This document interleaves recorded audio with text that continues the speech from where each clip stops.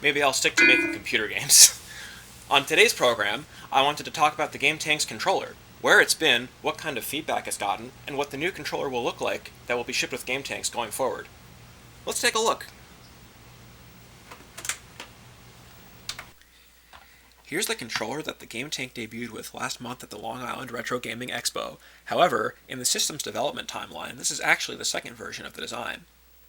V1 and V2 both have the same internals and are built around mechanical keyboard switches for reliability and ease of use.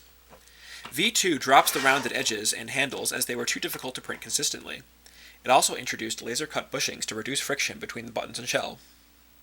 These keyboard switches don't have to be pressed hard. In a long gaming session, that can keep your hands from getting sore holding down a button.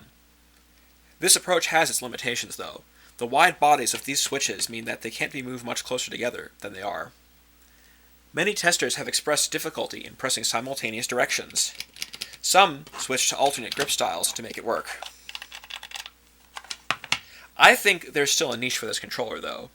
The separated direction buttons are useful for things like fast-paced puzzle games. That's why it will continue to be available as the XL gamepad, but not packed with the system by default.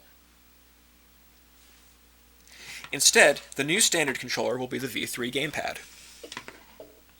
The V3 gamepad introduces a directional pad and moves all buttons about 50% closer together. In addition, the buttons use compact tactile switches, which were selected for a short throw, low force, and long mechanical life, rated for about 10 million presses. These improvements come with a lowered build cost and quicker final assembly. Apart from the circuit board and cable, there are only a few printed parts.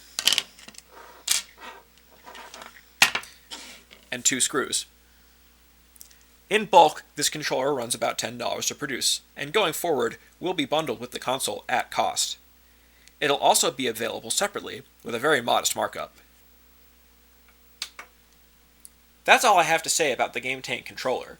I think this new design turned out pretty swell. Not to toot my own horn. I'm Clyde Schaefer, and this has been The GameTank Show.